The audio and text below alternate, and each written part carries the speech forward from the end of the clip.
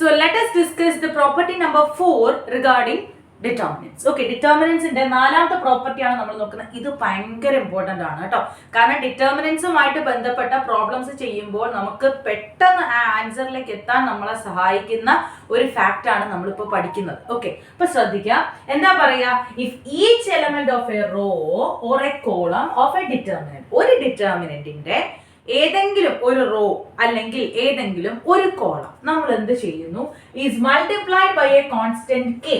Okay, അപ്പോ ഒരു K എന്ന് പറയുന്ന കോൺസ്റ്റന്റ് കൊണ്ട് ഒരു റോയിലെയോ ഒരു കോളത്തിലെയോ എല്ലാ എലമെന്റ്സിനെയും, ഓക്കെ, എല്ലാ എലമെന്റ്സിനെയും എന്ന് പറഞ്ഞാൽ ഉദ്ദേശിക്കുന്നത് ഒരു റോയിലെയോ ഒരു കോളത്തിലെയോ എല്ലാ എലമെന്റ്സിനെയും, അല്ലാതെ മൊത്തത്തിലല്ല. ഓക്കെ, അത് ശ്രദ്ധിക്കുക. Each element of a row or a column, very very important, of a determinant is multiplied by a constant k, then its value gets multiplied by k. ആ ഡിറ്റർമിനന്റിന്റെ വാല്യൂ k ആയിട്ട് മാറും എന്നാണ് ഉദ്ദേശിക്കുന്നത്. ഓക്കെ, അതായത് ഏതെങ്കിലും ഒരാൾക്കെങ്കിലും ഒരു റോയ്ക്കോ അല്ലെങ്കിൽ ഒരു കോളത്തിനോ ഞാൻ എന്ത് ചെയ്യുന്നു? ഒരു സ്കെയിലാർ കൊണ്ട് മൾട്ടിപ്ലൈ ചെയ്യുന്നു, അല്ലെങ്കിൽ എന്ത് ചെയ്യുന്നു, അല്ലെങ്കിൽ അതിൽ നിന്ന് എനിക്ക് കോമൺ ആയിട്ട് ഒരാളെ പുറത്തേക്ക് എടുക്കുക, അങ്ങനെയും ചെയ്യാനായിട്ട് സാധിക്കും ഈ ഒരു പ്രോപ്പർട്ടി ഉപയോഗിച്ചുകൊണ്ട്. അപ്പോൾ ആലോചിക്കാം, കോമൺ ആയിട്ട് ഒരാളെ ഞാൻ മൾട്ടിപ്ലൈ ചെയ്താൽ അതിനർത്ഥം അതിന്റെ ഡിറ്റർമിനന്റ് വാല്യൂ അത്രയും ടൈംസ് പിന്നെയും മാറും എന്നാണ് ഉദ്ദേശിക്കുന്നത്. ഓക്കെ, സോ ഇവിടെ നമുക്ക് അതിന്റെ വെരിഫിക്കേഷൻ കാണിച്ചിട്ടുള്ളത് ഇങ്ങനെയാണ്. We are provide with the determinant here a1 b1 c1 a2 b2 c2 a3 b3 c3. Okay, അപ്പൊ ഇതിന് ഞാൻ k എന്ന് പറയുന്ന ഒരു ആളെ കൊണ്ട് മൾട്ടിപ്ലൈ ചെയ്തു. ആരാണ്? നമ്മുടെ ഫസ്റ്റ് റോ. ഓക്കെ, അപ്പൊ അത് k a1 k b1 k c1 ആ ഫോമിലേക്ക് മാറി.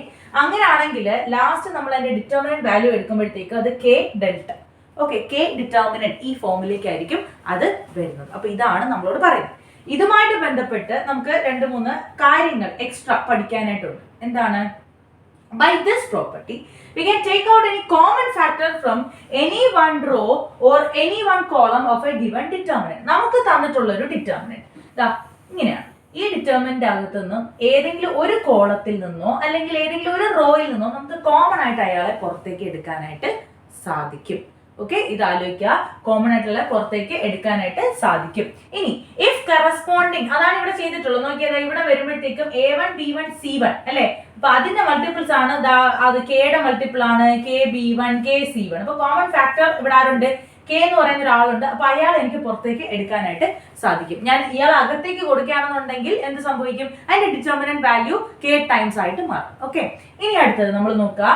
അടുത്ത റിമാർക്ക് പറയുന്നത് if corresponding elements of any 2 rose, ഏതെങ്കിലും 2 റോസിന്റെയോ അല്ലെങ്കിൽ 2 കോളത്തിന്റെയോ എന്താണ് കറസ്പോണ്ടിങ് എലമെന്റ്സ് എന്ന് പറയുന്നത് പ്രൊപ്പോർഷണൽ ആണെങ്കിൽ, നമ്മൾ സെയിം ആണെങ്കിലുള്ള കേസ് പറഞ്ഞിരുന്നു, അതുപോലെ ഇവിടെ പറയുന്ന പ്രൊപ്പോർഷണൽ ആണെങ്കിൽ, okay, that is one row അല്ലെങ്കിൽ one column is a scalar multiple of another എന്നുള്ള ഫോമിലാണ് നമുക്ക് വരുന്നത് എന്നുണ്ടെങ്കിൽ അതിന്റെ value, that is determinant value എന്തായിരിക്കും? 0 ആയിരിക്കും എന്നാണ് പറയുന്നത്. ഇവിടെ എക്സാമ്പിൾ പറയുന്നുണ്ട് a1 a2 a3. ഇവിടെ k a1 k a2 k a3, that is ഈ പറയുന്ന റോയുടെ സ്കെയിലാർ മൾട്ടിപ്പിൾ ആണ് ഇവിടെ അടുത്ത റോ ആയിട്ട് വന്നിട്ടുള്ളത്. അതായത് 2 റോസ് എന്താണ്? പ്രൊപ്പോർഷണൽ ആണ്, അല്ലെങ്കിൽ 2 കോളംസ് എന്താണ്?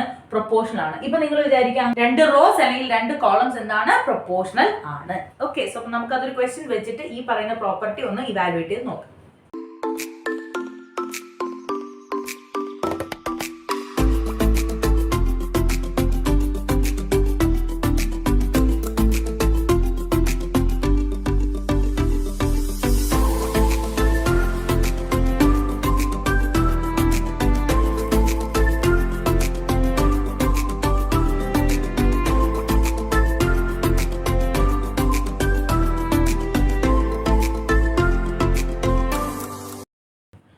ഈ പറഞ്ഞ കാര്യം ഇവിടെ ഒന്ന് ഇവാലുവേറ്റ് ചെയ്ത് നോക്കുക. അതായത് ഇവിടെ നോക്കിയാൽ നമുക്ക് തന്നിട്ടുള്ളത് 102 1836 134 1736. അപ്പൊ നമുക്ക് നോക്കാം ഏതെങ്കിലും ഒക്കെ ആയിട്ട് നമുക്ക് കണക്ട് ചെയ്യാൻ പറ്റുമോ എന്നുള്ളത് നോക്കാം.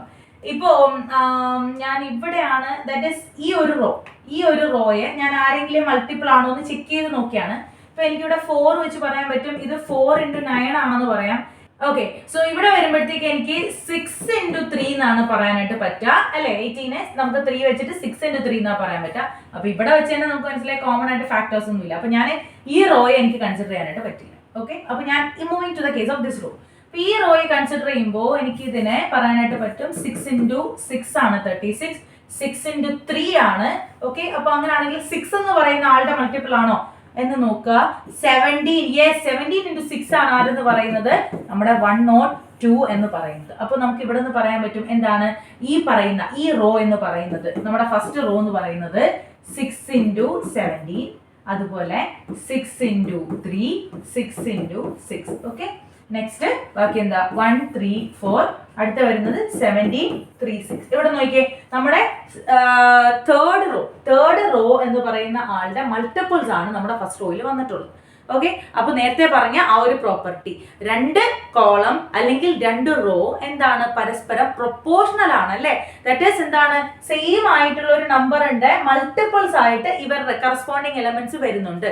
അങ്ങനെയാണെങ്കിൽ നമുക്ക് എന്ത് പറയാം, അതിന്റെ ഡിറ്റർമിനന്റ് വാല്യൂ ഒന്നും നോക്കാതെ എന്താണ് 0 എന്ന് എഴുതാനായിട്ട് സാധിക്കും. ചെയ്ത് നോക്കണ്ട. Clear? Because according to one of the property of determinants നമുക്ക് അവിടുന്ന് ഡയറക്റ്റ് ആയിട്ട് പോവാം. 0 ആണ് ആൻസർ. ക്ലിയർ ആണോ? Okay, so now let us move to the next property of the determinants. നോക്ക property number 5. Okay, എന്താണ് പറയാ, if some കുറച്ച് അല്ലെങ്കിൽ all elements of a row or column of determinants are expressed as sum of 2 or more terms. എന്താണ് ഞാൻ ഉദ്ദേശിക്കുന്നത്, ഇങ്ങനെയുള്ളൂ കേട്ടോ. നോക്കിയതാ ഇപ്പം ഈ ഒരു ഡിറ്റർമിനന്റ് അകത്ത് നമുക്കിതാ ഒരു റോ എന്താണ് a1 plus lambda 1, a2 plus lambda 2, a3 plus lambda 3, ഇങ്ങനെ അതായത് സം ആയിട്ടാണ് കൊടുത്തിരിക്കുന്നത് എന്നുണ്ടെങ്കിൽ നമുക്ക് എന്ത് ചെയ്യാൻ പറ്റും, അതിന്റെ ഡിറ്റർമിനന്റിനെ can be expressed as sum of 2 or more determinants. That is അതിനെ സ്പ്ലിറ്റ് അപ്പ് ചെയ്ത് ഈ ഫോമിലേക്ക് എഴുതാം. എങ്ങനെയാണെന്ന് നോക്കിയേ, a1 a2 a3, ബാക്കി എല്ലാം അതുപോലെ എഴുതണം. അത് കഴിഞ്ഞിട്ട് ഇയാളെ മാറ്റണം, lambda 1 lambda 2 lambda 3. ഓക്കെ, എന്നിട്ട് ബാക്കിയുള്ളത് അതുപോലെ എഴുതണം. മനസ്സിലായോ? ഓക്കെ, ഇതെവിടെ ഇങ്ങനെ ശ്രദ്ധിച്ച് നോക്കിയാൽ മനസ്സിലാവും. ഈ ഒരു ചിലപ്പോ ഈ പറഞ്ഞിട്ടുള്ള സ്റ്റേറ്റ്മെന്റ് വായിക്കുമ്പോൾ കൺഫ്യൂഷൻ ആയിപ്പോ, അത് വേണ്ട. ഇങ്ങോട്ട് ചിന്തിക്കുക.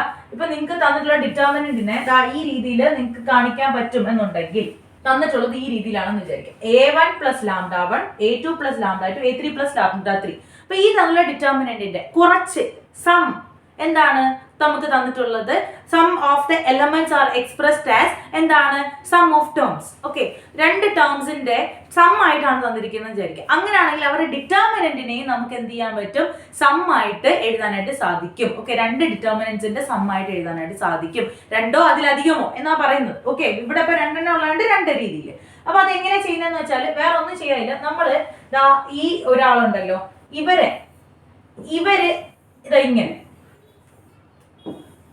ഇങ്ങനെ വരത്തക്ക രീതിയിൽ ഒരു ഡിറ്റർമിനന്റ് എഴുതണം. അത് കഴിഞ്ഞിട്ട് നമ്മൾ ചെയ്യേണ്ടത് ഇങ്ങനെ വരത്തക്ക രീതിയിൽ എലമെന്റ്സ് വരത്തക്ക രീതിയിൽ ഒരു ഡിറ്റർമിനന്റ് എഴുതാം. ഇവ രണ്ടിന്റെ സം ആയിരിക്കും ഈ പറയുന്നത്. ക്ലിയർ ആണോ? ഓക്കെ, അപ്പൊ നമുക്ക് ഇതൊന്ന് ഇവാലുവേറ്റ് ചെയ്ത് നോക്കാം.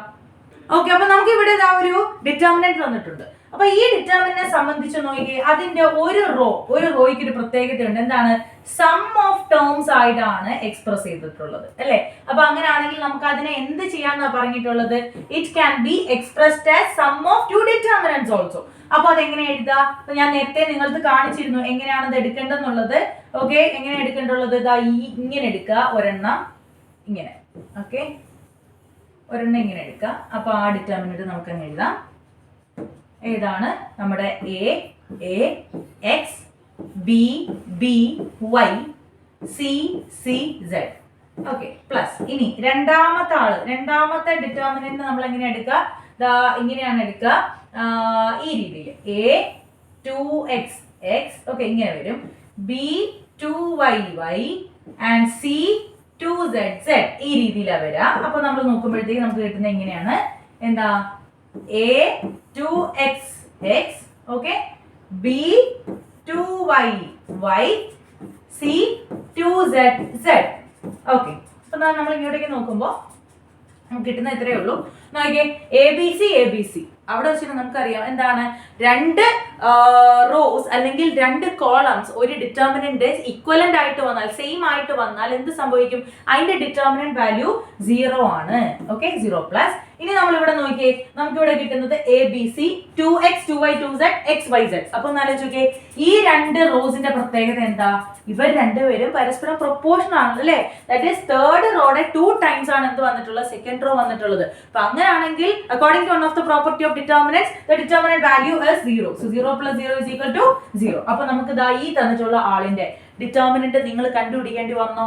ഇല്ല അല്ലെ, കണ്ടുപിടിക്കേണ്ടി വന്നില്ല. മറ്റേ എന്ത് പാടാ, നമ്മൾ എ ഇൻറ്റു ബാക്കിയുള്ളതിനെ എഴുതി മൈനസ് ബി ഇൻറ്റു ബാക്കിയുള്ളതിനെ എഴുതി അതിരിക്കുന്ന റോയും കോളം ഒഴിവാക്കി എഴുതി പ്ലസ് സി ഇൻറ്റു എന്ന് പറഞ്ഞിട്ട് അതിരിക്കുന്ന റോയും കോളം ഒഴിവാക്കി ബാക്കിയുള്ളതിന്റെ ഡിറ്റർമിനന്റ് കണ്ടുപിടിച്ച് ഭയങ്കര ബുദ്ധിമുട്ടുള്ള കാര്യമാണ്. പക്ഷേ പ്രോപ്പർട്ടീസ് ഓഫ് ഡിറ്റർമിനൻസ് ഉപയോഗിച്ച് നമുക്ക് പെട്ടെന്ന് ആൻസറിലേക്ക് എത്താനായിട്ട് സാധിക്കും. ക്ലിയർ?